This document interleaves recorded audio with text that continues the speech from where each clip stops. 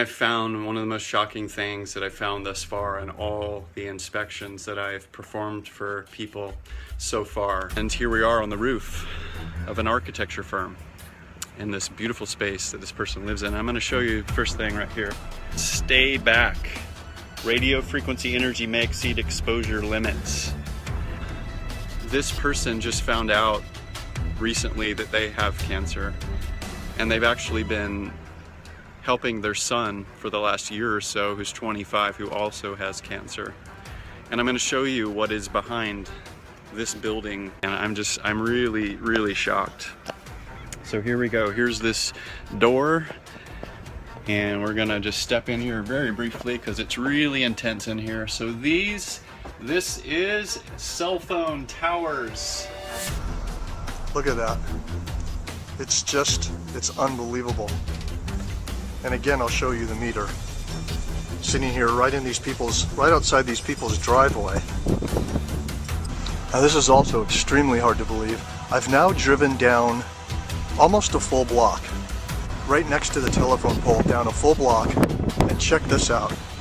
I'm going to show you the meter reading, and the meter is still up at 2 and 3 volts per meter in the red on the left-hand side at the peak. Benjamin Rivas has worked on cell phone towers for 14 years. Physically burned my hand. The burn is a work injury you can see. What you see here is what I would call an everyday crime. Other problems he said caused by the towers aren't as easy to spot. Depression, and I get headaches from time to time, and mood swings and stuff. Here's what I consider, in my personal opinion, another crime scene. And I don't think I'm being dramatic saying this. Here's the cell phone tower. I want you to notice where this is located. Literally in the parking lot, right next to these stores. There's human beings working in these stores and eating in these restaurants all day long, and there's a cell phone tower right there. That's hitting 1,000 microwatts per square meter, depending on the pulses that are coming off the tower. I'm across the street, as you can see. I wouldn't even want to guess what the radiation exposure is inside of those stores there.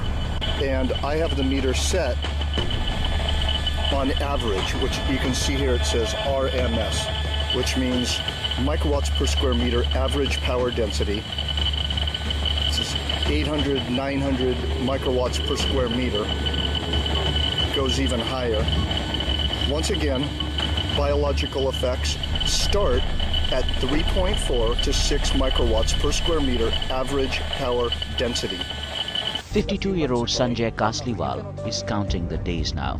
Incurable brain cancer due to radiation from mobile phone towers in his neighborhood has reduced life to little more. His brother has been termed luckier, sent to the US for brain surgery, but both of them know hope fades.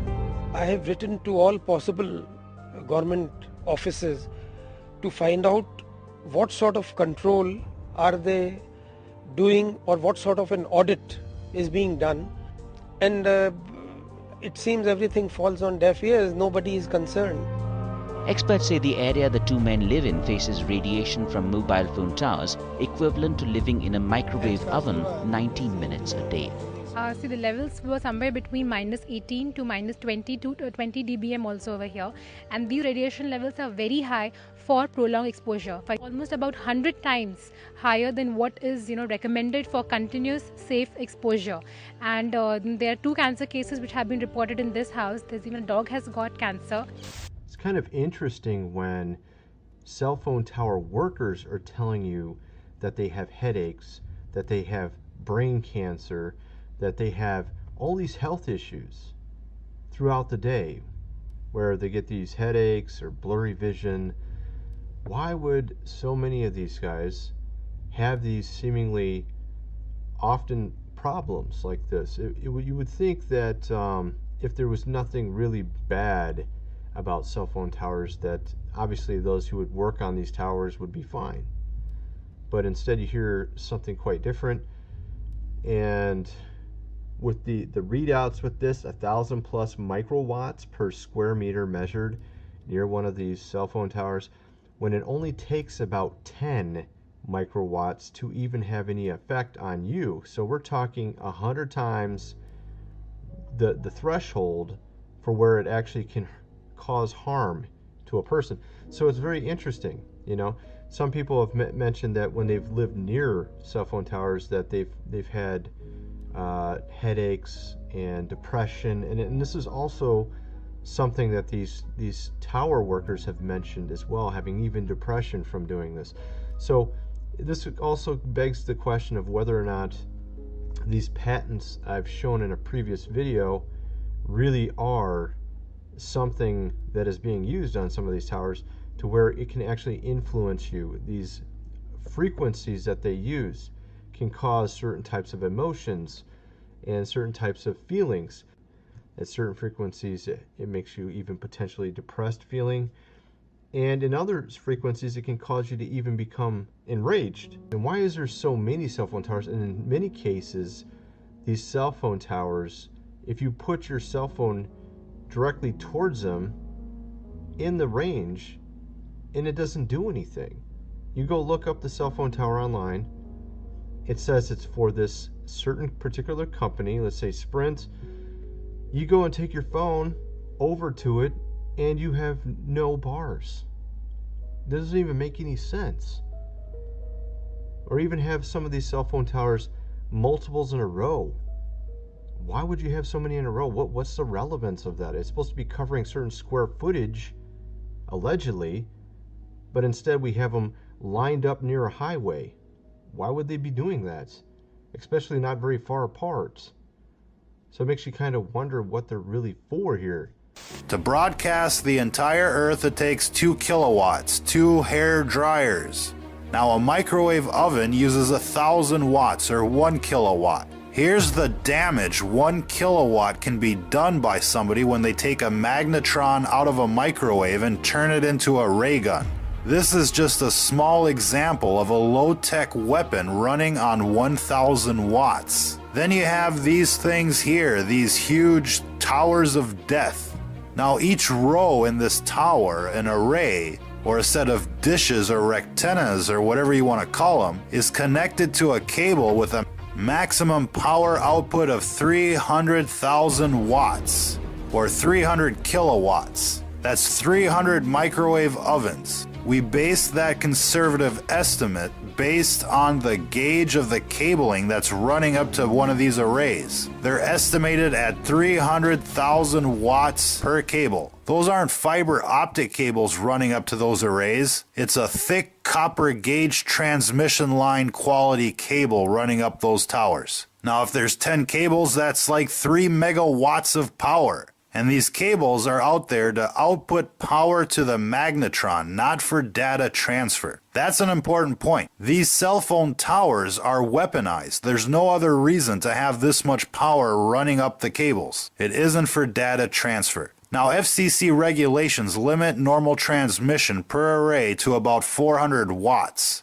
To put that into perspective, 1 watt from your phone can go 25 miles to the nearest tower. A 1,000 watt magnetron on a stick can blow shit up. And these towers have a 300 kilowatt power line running up to each rectenna. And who knows, there could be an amplifier at the top of these towers that steps up the power even more. The point is here, ladies and gentlemen, is that these companies like Lucent and Google could turn up the juice at any time and nuke a town. They could nuke the entire country without any warning, without anybody being able to protect themselves. They could cook them like a boiling frog in the middle of the night. This infrastructure is not only in place, it's built up with multiple levels of redundancy. Every big city has thousands of these death towers. And all that needs to happen is for an AI from Google or whoever to come in and nuke everybody at once and take over.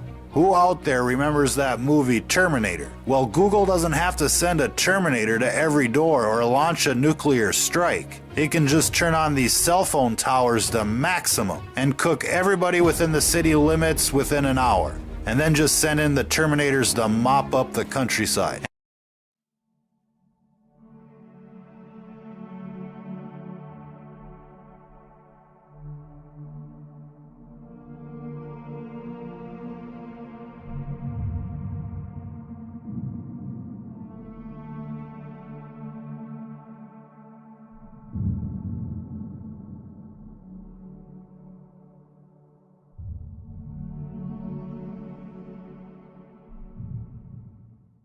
There's a series done by Barry, B-A-R-R-I-E, Trower, T-R-O-W-E-R, who is a scientist out of the UK, and talks about the weaponization of frequencies as it relates specifically to the wireless, and in particular, the vast deployment throughout America and other countries as well of the cell phone towers. They're erupting everywhere. And they're disguising them as trees, they're disguising them in church steeples. Even when you drive through the desert, they're disguised into yuccas. And that is a cell phone tower.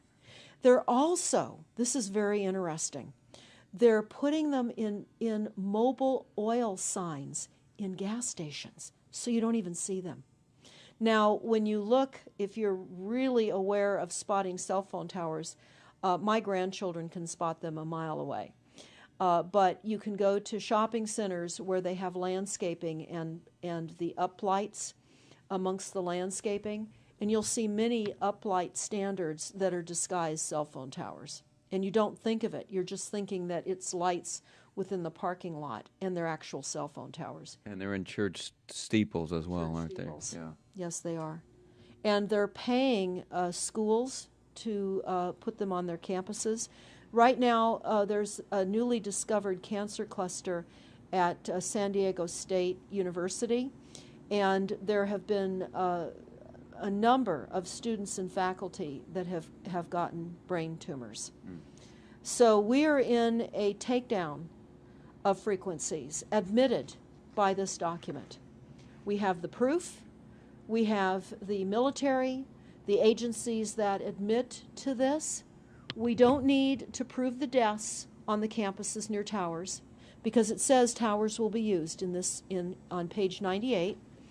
It says that towers will be used to emit frequencies. So again, this is their document.